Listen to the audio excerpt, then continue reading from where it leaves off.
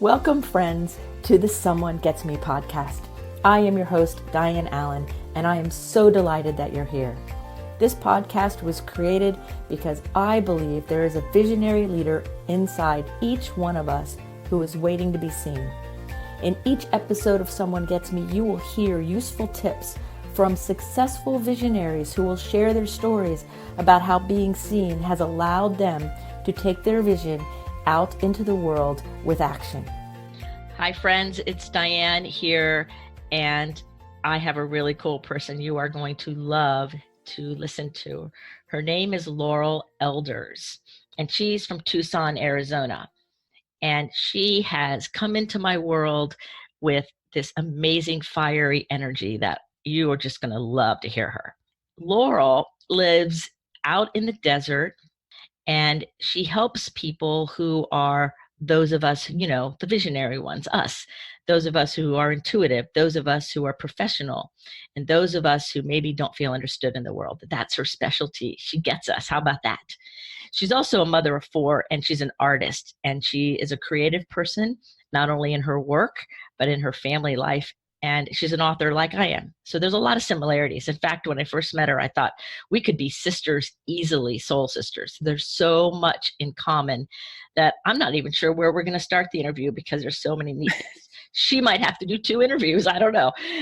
And the other thing that I think is really cool about Laurel is that she has hope for the future in this world, and she's bringing hope to other people. And sometimes it's easy when you're out there trying to do your mission and it feels like there's all these walls everywhere. So we get to listen to and be inspired by an amazing woman who is bringing hope to our world in many different ways. So welcome to the show, Laurel. Thank you so much, Dianne. Glad to be here. It's so exciting to have you here. And like I said, I feel like we're soul sisters, and I've just met you a little while ago. And so I want to start off a little bit about the fact that you have this amazing business that you have that is called the Institute for Integrative Coach Training, which I just think is amazing. Before we get into the business part of it, tell us a little bit about what led you in your life to this amazing kind of service that you're offering people. I mean, you've got 4 wonderful children. You have all these great things you do. What led you to this place, to bringing this kind of coaching to the world? Great question. So I originally wanted to become a therapist. I knew I wanted to help people. I had gone through my own struggles in life and gotten through them and wanted to turn around and help others. And so at that point, I thought, oh, therapy is the way to go. I didn't know of anything else. So I thought, okay, gonna hop on that bus and head in that direction. And as I did, I ran into a class that was on coaching. And I thought, oh, well, I love helping people. So why don't I take this little class and while I'm getting my degree? So I take the class and was shocked to find that a distinction has been made in the world of development and reaching our potential. And that is, we get the opportunity to access our own wisdom. Mm-hmm. And what I learned is that coaches are trained to help us access our own wisdom. And I was like, oh, you mean nobody's going to tell me what to do? Nobody's going to, completely give me advice like this is good for you or this isn't. It was my own wisdom that was being pulled forth. And I was hooked. It's like, this is all I want to do. This is it. Oh, that's amazing. It's so amazing. See, here's another similarity. I've been a therapist for a very, very long time, and probably longer than you've been alive or close to it. And at some point, I don't even remember, I think it was 2004 or something, I took a coaching class, not really realizing what it was. It was a workshop and then it was a class. And I thought, well, I've been doing it this way all my career. I've been asking questions this way my whole career. But now I know why all the therapists call me the radical one, because I've been doing this. I just didn't know that now these people put a name on it. I don't use the word coach anymore because I'm more of a mentor because of my wisdom level now. But when I heard it the first time, I had that, oh my, like I would have changed course too in school if it would have been there when I was around. But I remember that experience. That's interesting. Mm-hmm. So how do you integrate being a mom of four and running a business that's out here in the world helping so many people? How does that equilibrium and balance in your life look? Well, at this point, it's great because it allows me to be the mom, and the professional that I want to be. So it allows for self-care. It allows for all of that. But it wasn't always like that. When I first started out, I took a leap of faith. I was working a job that was so stressful that it caused an ulcer, and without a savings account or anything in place, I quit my job and said, I'm done, and I took the leap. I don't recommend anybody do it that way necessarily, but I followed my heart. My heart knew there was a better way to be of service to the world and to my children. So I was a single mom at the time, and it was one of the best decisions I ever made. It worked out. I started out actually doing art half the day and coaching the other half of the day, and it just kind of pieced it together until I became more full-time in coaching. Oh, that is great. And you're right. It's everybody says, don't necessarily just jump with any plan, but sometimes that's the best way to do it is when your heart knows there's a message in there that's stronger than logic, you know? Mm-hmm. Yeah, Yeah, I really think that was the key, is that my heart was prompting. yeah, absolutely. Oh, that's amazing. So tell us how you got the name for your company, the Institute Gosh, of so Integrative Coaching. I love that name. I think it just thank speaks you. so powerfully. So how did you get that name? There's a little bit of history to the name. We originally got started through Prescott College, and private schools were all taking a hit, and so Prescott went and cut back on all their certification programs. And when that happened, they actually kept us on. And I thought, oh, great. This is, it's wonderful. We'll be good.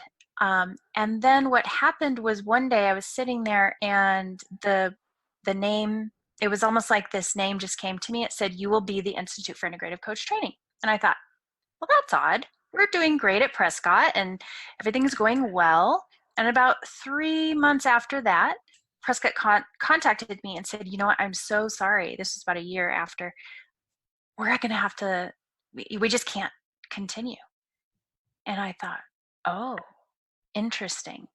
So we opened the Institute for Integrative Coach Training. They gave us our blessing. They they just said, "You've been with it from the beginning. You're a part of the seed inception of the whole thing. So take it. Make sure it doesn't die, because it's a really great program." Mm, that's wonderful. So tell us a little bit about how your coaching works. Like, so if I was somebody and I was interested in and working with you, do you only train other coaches or you actually help coach professional people, right? Mm-hmm. Yeah, both. Okay, so if I was going to come to you for something, I'm a professional person. What would it be like for me if I was like just to find you? Like, I'm going to email you after I hear this podcast. What happens? So the way an integrative coach works is we work whole person. So you can expect to have an integrative coach sit with you and do a life assessment in all areas. How satisfied are you in your life in general? How aligned are you with your values? So if you don't yet know your core values, the coach can help you get in touch with that. And then from there, create a vision. So what is your vision? What are you working towards? What do you want to walk away with? After that, meet for a set amount of time. So like 3 or 4 times a month, whatever is established in the agreement. And in the integrative coaching perspective, we pull in all aspects of the person's wisdom. So we are responding in session to a person somatically. We're responding to them spiritually. We're responding to them intellectually and helping them self-develop. So it's not just a session of logistics. It's not just, hey, what goal do you want to accomplish? Okay, great. Let's create a map. It's the transactional, but it's also the transformational. It's, what is your relationship to life? And how's that working? What is your relationship to yourself? How's that working? And then a coaching program typically goes 3 to 6 months, depending. Some clients stay on much longer.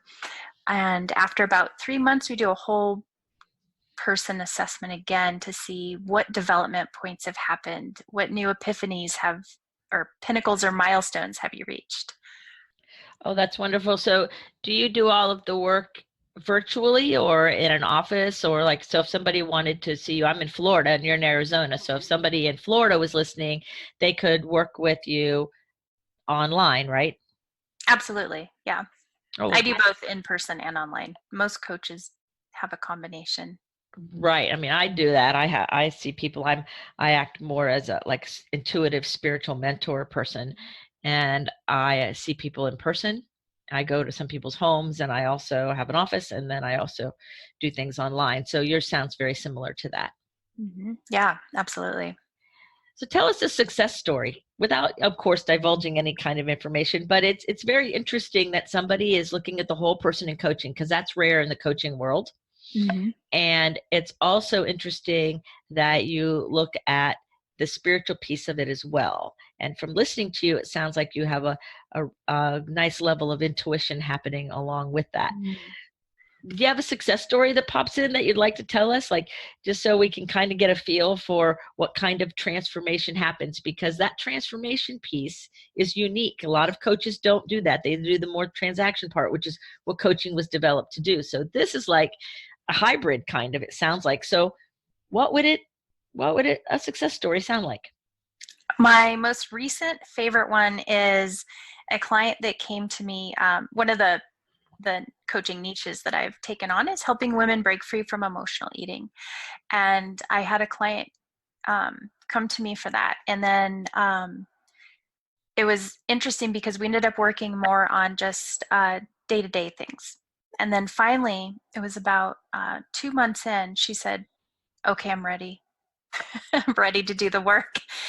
And so we did it. We focused on self-awareness. And what I've learned in integrative models is that self-awareness, the journey with self-awareness, leads us into self-generation, which means our answers are coming from within more and more.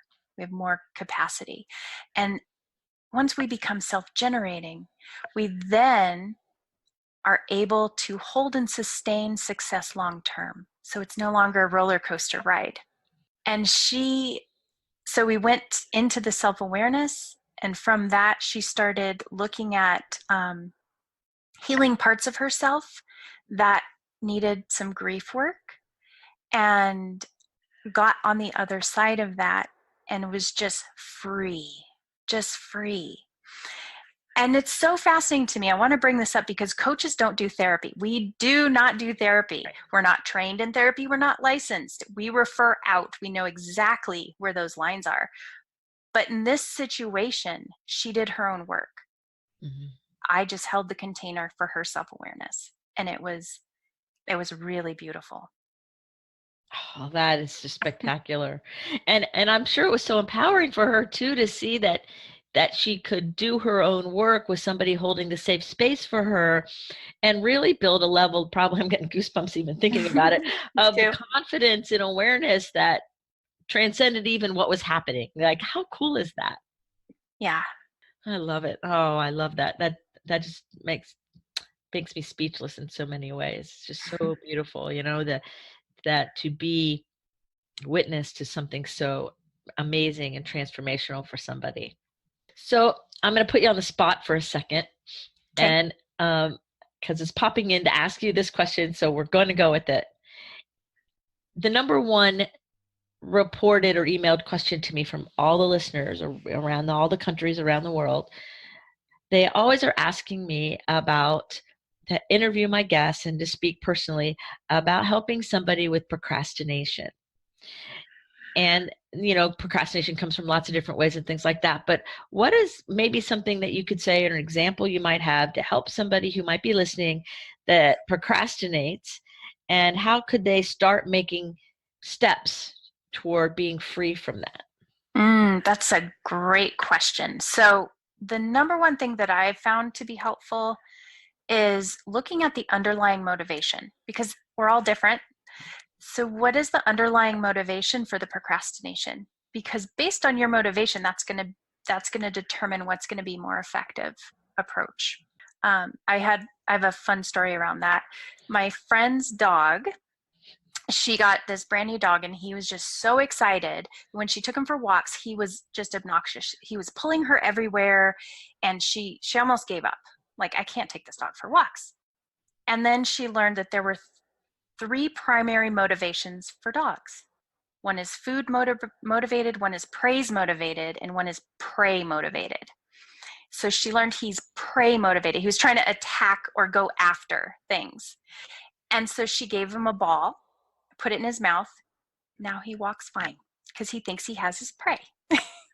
Obviously, humans are more complex than that. But if we can get to the underlying motivation and say what's really going on beneath the surface, that's when the transformations happen. Oh, that's beautiful. So sometimes it takes, again, being willing to look within and really pay attention to what's happening in order to then say, okay, what's the next best step? Yeah. So do you ever overthink? Oh, absolutely. How do you help yourself with when you get like an analysis paralysis, overthinking kind of thing? Because obviously you are very smart, and smart people are at high risk for overthinking. And so that's another thing people ask are for tips about overthinking. So how do you help yourself with overthinking? I move from my head to my heart. And what would be a tip to do that? If somebody's listening to you going, oh yeah, I've heard that a million times, like your head, your heart's longest distance. How does that work for you, Laurel? So for me, I catch it somatically. My head starts feeling full. My brain is swirling. And I just notice, okay, I'm in it. I'm in my head. And then one technique is somatic, which is you can do this at any point. Sit and smile, because that throws it engages the oxytocin being released in your body. So you smile and take 3 deep breaths while smiling. And exhale. And I'll do that 3 times minimum, right? Sometimes more, depending on how in my head I am. And then sometimes I'll even put my hand on my heart and just ask, what is really wanting to surface right now? How do I really feel right now? And just see what comes up. So it requires some patience and willingness to tune in differently than just trying to overthink more to figure out why you're overthinking, which doesn't work. Right. Yeah. And the other thing that I've noticed is that sometimes it's a matter of beliefs. I've noticed there's a correlation between a false belief and 1,000 different thoughts and the way that shows up. So, and that's in coaching, if we can help identify what's running the show, what false belief. Maybe I'm in fear because I don't believe I have enough. And that could lead to 100 different thoughts that are fear-based. But if I get to the heart of it, and if I can switch from the fear into my heart, all those extra thoughts fall away, if that makes sense. That makes perfect sense. It reminds me of Jerry Jampowski years ago saying there's only 2 motivators, love and fear. And in A Course in Miracles, where you learn in the very beginning to be aware of, I could feel love instead of this, whatever that this is. And it's that same idea of moving into that heart space, which then allows us to be connected to what is the root cause of whatever it is. Yes. And from there, we have our authentic power from the inside out. Well put. I love that. It's so obvious to me, but yet what I realize with a lot of people is we live in a culture and a time, and you even mentioned it about the whole rat race and that whole external demand and that seduction of looking at the outside, paying attention to what's going on over here, out there, over there, and even getting rewarded for it, to the point where so many people, when they start looking for assistance, are so disconnected from who they are that they don't even know where to start. Like they're almost like speechless. Some people just have those eyes. I notice their eyes are just kind of blank. And we don't need to live like that. That's not how we're meant to live. We don't have to live like that. And I see you and I experience you as an ambassador for a richer, more deep, amazing, fulfilled life from the inside out. Absolutely. So how did you get to this place? You said you've had an interesting journey to get here, to be in this position of really serving and helping other people. And you also talk about sustainability, which is a big deal. So how did this all weave together, the coaching and the sustainability, along with where you see things going? How do you see your role and your business evolving into the future? Oh gosh, so much there. So um, I would say that my own personal struggle with not believing my life could amount to anything when I was growing up. I always thought, oh, my sister's the straight A student. She fits in. She gets it. I don't know why I'm here. I don't get it. I just don't get it. Overcoming that in my own journey with having, the struggle with emotional eating, having overcome that, where food became my world, to wait a minute, if food's not my world, what is my world and why am I here? And what can I contribute? So stepping fully into that and really listening to what was calling, and then having the guts to follow that, that prompting that I knew something more was calling. And to tie that into more of a big picture, when I grew up, I grew up really angry and disappointed in the world. I thought the environment's being ruined, these corporations are so greedy, and I just was angry. And I thought, oh my gosh, we've reached our evolutionary peak and we're headed downhill. Great. And then one day I woke up and realized, wow, no, that's not it at all. We've been collectively mostly solving problems very linearly, and that hasn't got us very far, right? It might get a company a great bottom line, but if the consequence is the environment, have we really succeeded? I don't think so. So one of the messages I'm prompted to get out there is we have to raise the bar on success and think more integratively.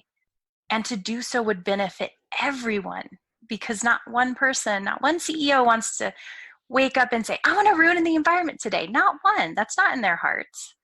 But that's what happens because there's still linear problem solving going on. Mm-hmm. So I see a very bright future when we start looking at life and the work that we do through an integrative lens more collectively. That's beautiful. It is very hopeful to hear you say that, and to see it that way. And it's funny because I was just saying in a group I was running the other day, it's like nobody wakes up every morning saying, how can I mess my life up today? How can I just really like torque it out and be the worst I can? No matter the biggest mistake they've made or the biggest error, nobody wakes up with that intention. That's not how it works. Right. People get caught in these delusions and these traps or these beliefs that don't work, and nobody's intentionally trying to. I just don't believe that about the human spirit. So Yeah. that, again, see, I'm telling you, it's like we should know each other. It's just crazy. So true. I know. It's like, whoa, my God, it's amazing. So what would you have to say to the young people? Like, you have children. What do you have to say to them? Like, there's a lot of young people that listen to this show, and you've got a lot of wisdom and you've learned a lot along the way that's very powerful, and that you've been able to create something professionally and personally that is really serving you and others. And so what would you want to say to the young people who maybe are feeling a little hopeless, or feel like you did, like everything's going downhill, we've reached the pinnacle, it's all going away, and they just feel that existential what would you say to them to try to help them see it differently? That is such a great question, because what I've noticed that the like all of we've got teenagers and their generation versus the millennials. The millennials seem to have a lot of hope and they want to make change, and that's beautiful. And I've noticed that with my teenagers generation, they are more skeptical that positive change can happen. So my message would be, do not give up hope.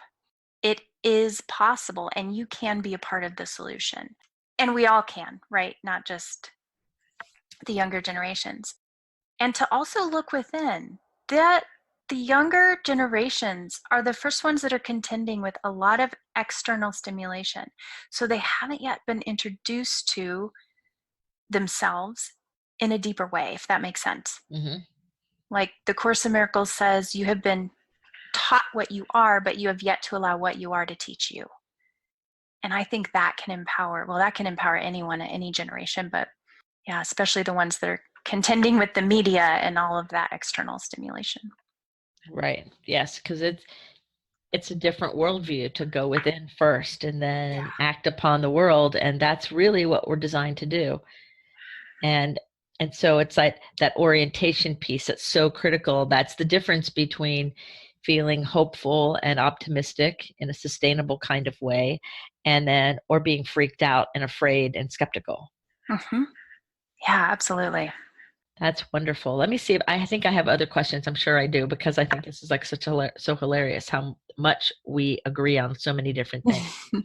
So another question I have is, when somebody you're working with, or yourself, it doesn't really matter, I just say somebody you're working with since you help so many people, runs into a wall, like they're working on something or they set a goal and they're like, da da da, everything's cruising along, and then it just seems like wall after wall after wall after wall, or they keep coming back to you and like they've done something else different, or they're just not able to get beyond a certain point, or they don't think they can.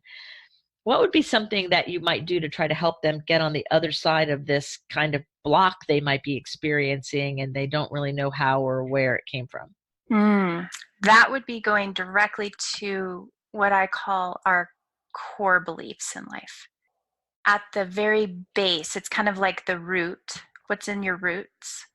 Well, it's kind of funny and cliche, but the roots impact the fruits. So if there's something, if there's like a block, go beneath and see what are the beliefs that are running the show.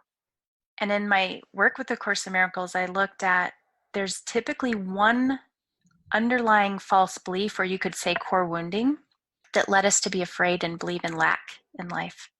So mine was, I'm missing something. Everybody else has it, but not me, and I'm missing it. But it took some digging to get down to that level. And then once they get to that level and identify the core belief, then what do they do? Switch to the heart. What is the truth? If you're not your fears, if you're not the false beliefs, if you're not your defense mechanisms, who are you? And then more importantly, who do you want to be? Right? We can choose, who do we want to be the possibility of in this world? And how do I step into that? See, that's really beautiful. See, that's hope for everybody, because so many times people, they've written to me when they've listened to the show, and other times, they've said it to me that, okay, well, I have this wound, or I have this belief that I'm not enough, or I'm not good enough, or I'm too short, or whatever it is, and then I'm stuck with that belief. And I'm like, no, I don't believe that you're stuck with that belief. I believe you can change that belief. And I also believe that your natural greatness is already residing within you, in your heart space, in your spirit. And so you just gave everybody, if you didn't figure out what Laurel just said, you can pause, rewind, and listen to her again, tell you exactly what to do. When you find that core belief that's in your way and you're stuck at the wall, you don't have to be stuck at the wall anymore. And you can listen to somebody and give it a shot. Get on the other side, check in with your heart, and then start going from there. And then, of course, you can reach out to Laurel or to myself or anyone who understands these kinds of things to help you if you need help. But a lot of the times it just takes that self-honesty. And she just said it perfectly. So you can rewind it and listen to her if you want to, because it's perfect. It was very clear and concise. I love that about how you communicate things with people, is you're very clear and very concise. And I really, really admire that. That shows somebody who's really competent at what they do. Thank you. So when we're acting globally, or we're acting locally and we're thinking globally, what are some suggestions that you have for people to help them feel more integrated into their lives in general? Like, so many people are so disconnected that integration is a word they probably don't even know what it is. So what are some general ideas or tips to say if somebody says, I'm really kind of off and I'm not really integrated? What are some things that could maybe help somebody feel a little bit more integrated, or maybe understand what that even is? Well, one thing you can do just on your own is to sit down and think about, what are the parts in my life? What do I love doing? What are the parts of me? Am I a hiker? Am I a artist? Am I a great friend? What are my parts? And are those parts showing up equally in my life? And which parts are the priority? And maybe which parts do I need to let go of? So that's just something you can sit with and just see, maybe journal about and see what comes up. It can be really fascinating. And then, of course, the other thing is to take it into counseling or coaching to get support on exploring, what does integration look like? What does it look like to reach my potential? And how might I go about creating the path? Because I believe there's many paths to the top of the same mountain. And I believe everyone has their own unique success formula. So connecting with friends that can help support you, connecting with a community that's positive and supportive, or just those people that can help you really look at yourself and in a safe way. Oh, that's beautiful. That's true. And it takes being willing to take the risk to seek out the people and the situations and the opportunities, and to be willing to not be stuck. Yeah. Right. Well, this has been like a really amazing interview. I could probably go on, and I do have another. This is like a more personal, curious question, because you said you're a mosaic artist. And how did you get into mosaics? And do you still do it? I not as much as I used to. I got into it I just had a fascination for mosaics, and I think there was just really rich metaphor there, that even with all these broken pieces, we can make this really beautiful piece of art broken, right? and so I started doing that, like I mentioned, like part-time artist and part-time coach, because those two things really fed me spiritually. And so I continued to do mosaics. I got the opportunity to do a couple of memorials, some murals here in Tucson. It was just kind of like a small spiritual calling that I stepped into. Oh, that's great. But I think that speaks to what you were saying earlier about listening to your heart and trusting it so much and following it. Because who would think you would be doing mosaics and coaching? Like, I think it sounds really cool and creative. Both of them are creative in so many ways. And somebody else might go, what? They don't make sense. But it's all coming from the same heart. So it makes perfect vibrational sense. Yeah. And it helped at the time, right? Because when I quit my job, I didn't just have the funds to start up a coaching practice right away, but I needed a way to make money. And so selling mosaics became that interim piece. And then I just said, why not do both? This is amazing to have both. So stuck with that for a while until coaching ended up being the true big calling. Oh, that is great. Well, because there's more than one facet to everybody. And so it's giving yourself permission to do it all and practice it and go with the flow and take it on and let part of it go and be in that flow of what your heart is saying, and your calling is what makes your energy so light and joyful. And it's truly an integrated self. Yeah, that's a great way to put it. It's beautiful. I love speaking with you. I think the work you're doing out there is amazing. Thank you. So I have one last question. I think maybe there'll be more, but my last question, it feels like the last question. And that is, if you could create a saying for a billboard that everyone in the whole world would see, what would be on that billboard? Ooh, there's so much. Well, you can think about it while I'm imagining that we're playing the Jeopardy theme song now, right? So I would say that many of us are really hungry to know more about our own hearts. So I would say, what is in your heart is going to give you the most amazing start. Ooh, I love that. Yeah. What is in your heart will give you the most amazing start. Yeah. I could see that on a billboard. Yeah. I totally could see it on a billboard. I love it. Perfect. So is there anything else that I did not cover or ask you about, or that's on your heart that you would like to share, a story, inspiration, anything at all before we end the show? I think the only thing I would want to add is, to anybody listening, is really trust yourself and trust your heart. And there's a reason you feel promptings, and have the courage to follow it. You'd be amazed at what's on the other side. Beautiful. That is a really great message. So everybody, you've been listening to Laurel Elders from Tucson, Arizona, who is the founder of the Institute of Integrative Coaching and who is an amazing connected woman. You can find Laurel at her website, integrativecoachtraining.com, and her email is laurel@integrativecoachtraining.com. I will put all that information for you in the show notes so you can reach out to her, tell her you heard her on this podcast, and if you feel led to work with her, please do it. You will be very happy that you did. So thank you, Laurel, for being on the show. Dianne, thank you so much. It's been a pleasure. So remember, everyone, put your face to the sun so the shadows fall behind you. You're a rock star here with a purpose and on purpose. So go out there and let your light shine. And remember, until the next episode, to be well. Thank you for listening. I trust you gained some valuable inspiration and information. Please join me and other visionaries in the Someone Gets Me Facebook group. Or for more information on my services and additional episodes, visit someonegetsme.com. Again, thanks for listening.